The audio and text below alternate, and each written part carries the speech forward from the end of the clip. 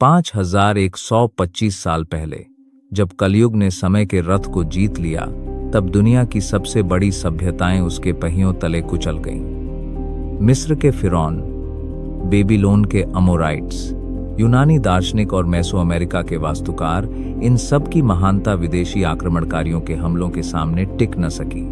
लेकिन जब सब कुछ बिखर रहा था, भारत अकेला तूफान के बीच अडिग खड़ा रहा। यह भारत की सनातन संस्कृति की गहराई और मजबूती का प्रमाण है, जिसने हर संकट का सामना किया।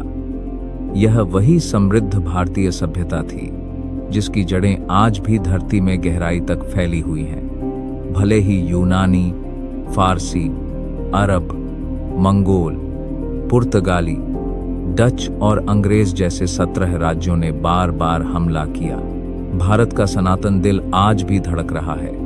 वेद और धर्म आज भी यहाँ जीवित हैं। जब भी इस धरती पर अन्याय हुआ, भगवान ने अवतार लेकर धर्म की स्थापना की। यही है महाशंकराचार्य की कृपा और प्रभाव, जिन्होंने सनातन को फिर से जीवित किया। आज सिर्फ भारत ही है जो अपनी संस्कृति को सबसे ऊंचे स्थान पर रखे हुए है।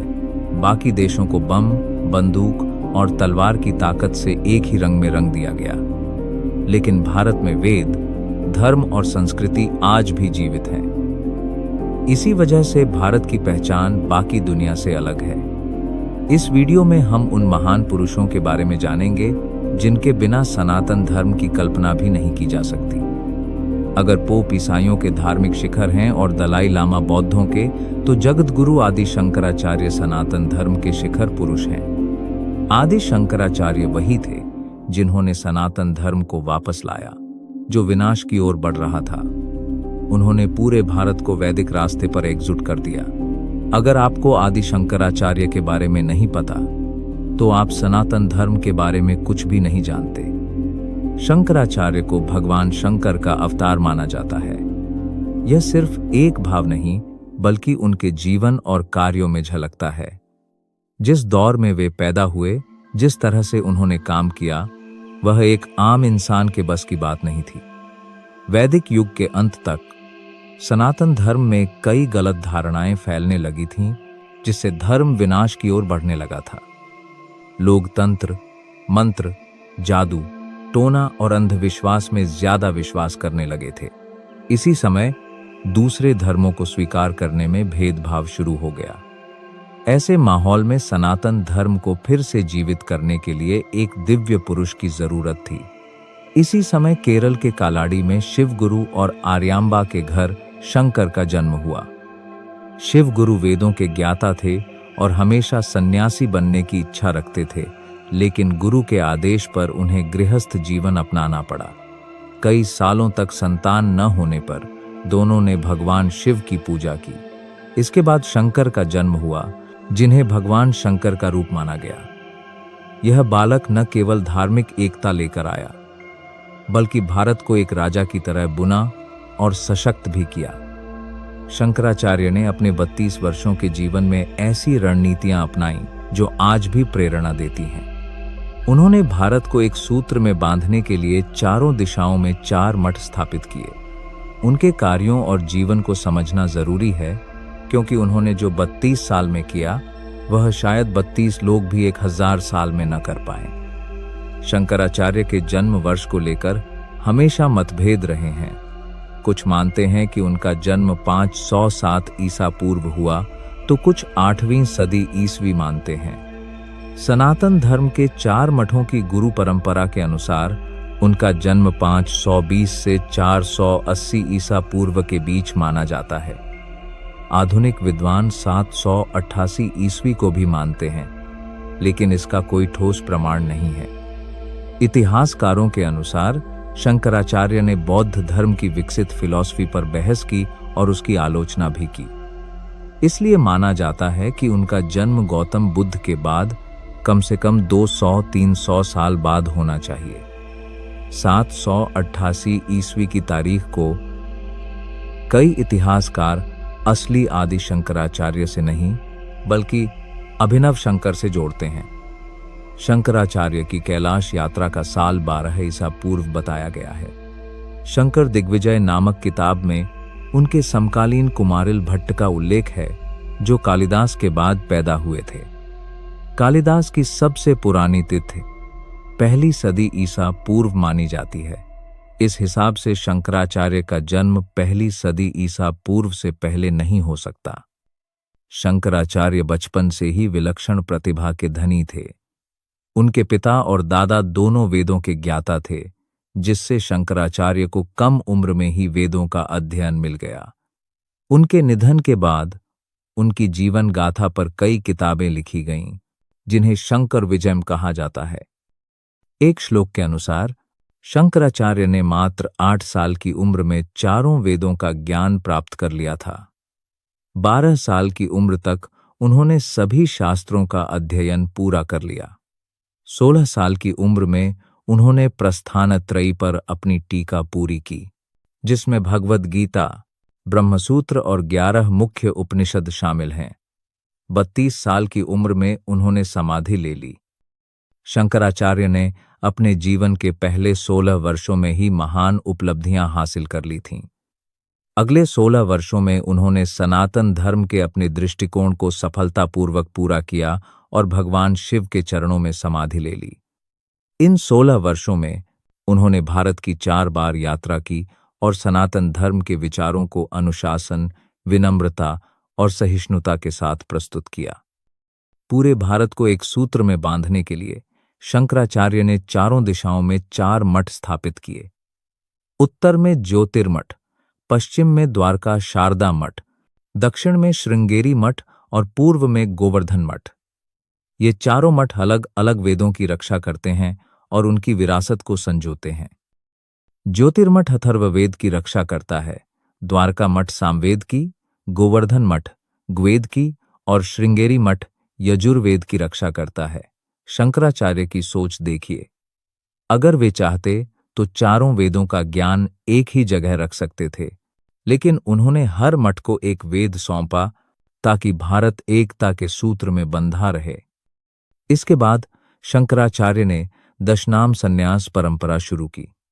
भारत में संन्यास का मतलब था कि इंसान समाज से अलग होकर आत्मा की ओर बढ़े, लेकिन इससे विदेशी आक्रमणकारी ऋषि मुनियों को आसानी से गुलाम बना सकते थे। इसलिए संतों को सशक्त बनाना जरूरी था। दशनामी संन्यास परंपरा में कुल 10 तरह के सन्यासी होते थे।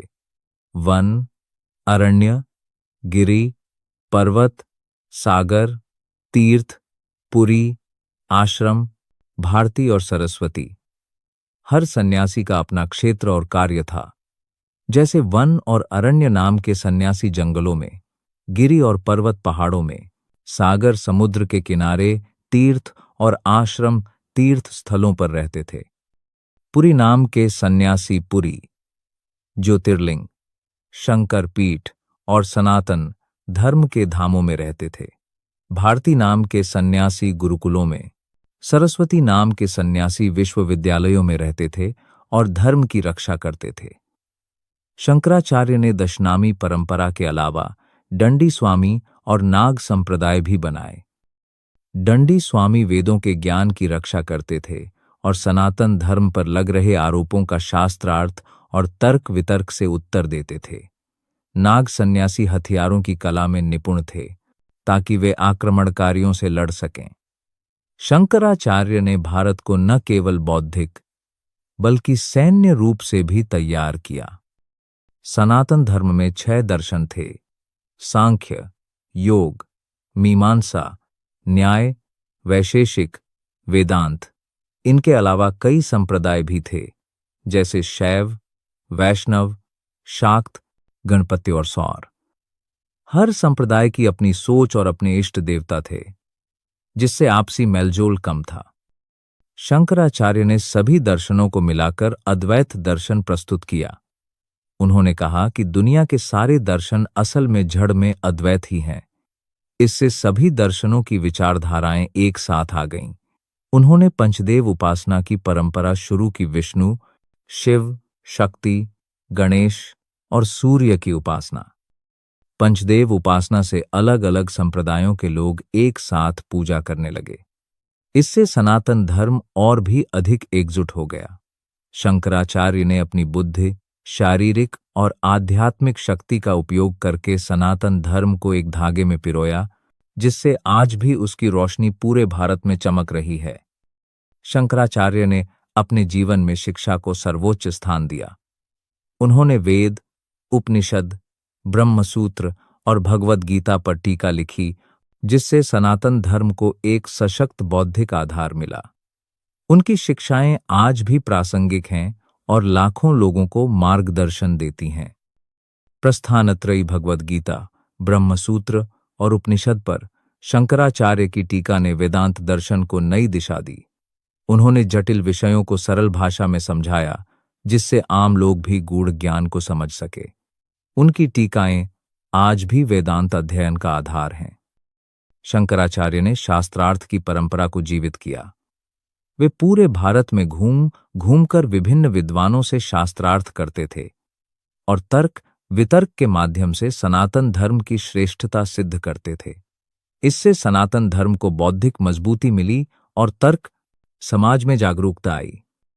शंकराचार्य ने अपने जीवन में 4 बार पूरे भारत की यात्रा की। उन्होंने अलग अलग क्षेत्रों में जाकर लोगों को वेदांत का ज्ञान दिया और सनातन धर्म को एकजुट किया। उनकी यात्राएं आज भी प्रेरणा का स्रोत हैं और भारत की एकता का प्रतीक हैं।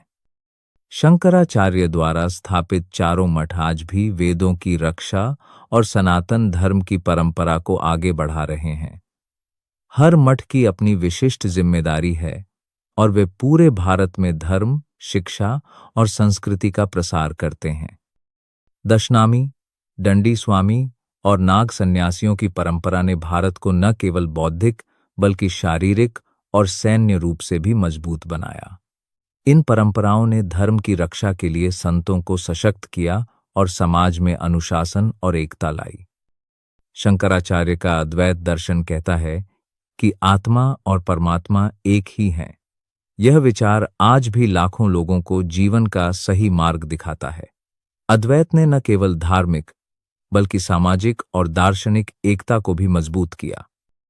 पंचदेव उपासना की परंपरा ने सनातन धर्म के सभी संप्रदायों को एक साथ जोड़ा। इससे समाज में आपसी मेलजोल और एकता बढ़ी। आज भी भारत के कई हिस्सों में पंचदेव उपासना की परंपरा जीवित है और लोग मिलकर पूजा करते हैं। शंकराचार्य की विरासत आज भी जीवित है। उनके द्वारा स्थापित मठ, परंपराएं और शिक्षाएं आज भी लाखों लोगों को मार्गदर्शन देती हैं। उनकी सोच और कार्यों ने भारत को एकजुट किया और सनातन धर्म को अमर बना दिया। शंकराचार्य ने ज्ञान और शक्ति दोनों का संतुलन बनाया। उन्होंने वेदांत का प्रचार किया और साथ ही समाज को आत्मरक्षा के लिए भी तैयार किया। उनका मानना था कि जितना ज्ञान जरूरी है, उतना ही हथियार भी। इसी सोच ने भारत को हर संकट से उबारने में मदद की। शंकराचार्य ने धर्म की रक्षा के लिए शास्त्रार्थ, तर्क, वितर्क, सैन्य प्रशिक्षण और सामाजिक एकता जैसे उपाय अपनाए। उन्होंने समाज को जागरूक किया कि धर्म की रक्षा केवल पूजा पाठ से नहीं, बल्कि ज्ञान और शक्ति दोनों से होती है। शंकराचार्य की शिक्षाएं आज भी उतनी ही प्रासंगिक हैं। उन्होंने जीवन, आत्मा, ब्रह्म और संसार के रहस्यों को सरल भाषा में समझाया। उनकी शिक्षाएं न केवल धार्मिक बल्कि सामाजिक और व्यक्तिगत जीवन में भी मार्गदर्शन देती हैं। शंकराचार्य ने समाज में बदलाव लाने के लिए शिक्षा, एकता और अनुशासन को बढ़ावा दिया। उन्होंने जाति, संप्रदाय और भेदभाव को दूर करने की कोशिश की और सबको एक सूत्र में बांधा। उनकी सोच आज भी समाज को जोड़ने का काम करती है। शंकराचार्य का प्रभाव केवल भारत तक सीमित नहीं रहा। उनकी शिक्षाएं और दर्शन आज भी दुनिया भर में पढ़ाए जाते हैं। वेदांत, अद्वैत और पंचदेव उपासना की परंपरा ने भारत को विश्वगुरु बनाया। 32 वर्ष की आयु में शंकराचार्य ने समाधि ले ली। इतने कम समय में उन्होंने जो किया वह आज भी असंभव सा लगता है।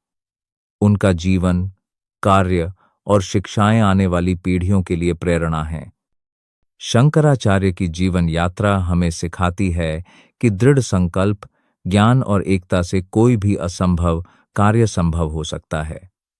उनकी प्रेरणा आज भी हर भारतीय के दिल में जीवित है और आगे भी रहेगी। शंकराचार्य के योगदान से सनातन धर्म आज भी जीवित है। उनकी शिक्षाएं, मठ और परंपराएं भारत की आत्मा में रची बसी हैं। हर संकट में सनातन धर्म की अमरता का श्रेय शंकराचार्य को ही जाता है। शंकराचार्य का संदेश है ज्ञान, एकता और सहिष्णुता। उन्होंने दिखाया कि धर्म केवल पूजा पाठ नहीं, बल्कि समाज को जोड़ने और आगे बढ़ाने का माध्यम है। उनका जीवन हर किसी के लिए प्रेरणा है। शंकराचार्य ने भारत को एक सूत्र में बांधा। उनकी सोच, कार्य और परंपराएं आज भी भारत की एकता और अखंडता का आधार हैं। उनका योगदान हर भारतीय के लिए गर्व का विषय है। शंकराचार्य की गाथा अमर है। उनके जीवन, कार्य और शिक्षाएं आने वाली पीढ़ियों को हमेशा प्रेरित करती रहेंगी। उनका नाम इतिहास में स्वर्ण अक्षरों में लिखा गया है। शंकराचार्य ने भारत में नवजागरण का युग शुरू किया। उन्होंने समाज को नई दिशा दी, धर्म को एकजुट किया और ज्ञान का दीप जलाया। उनका योगदान हर युग में प्रासंगिक रहेगा। अब हम इस वीडियो को यहीं समाप्त करते हैं। शंकराचार्य का जीवन, कार्य और शिक्षाएं हमें सिखाती हैं कि एकता, ज्ञान और सहिष्णुता से ही समाज आगे बढ़ सकता है। उनकी प्रेरणा हमेशा हमारे साथ रहेगी। जय श्री राम।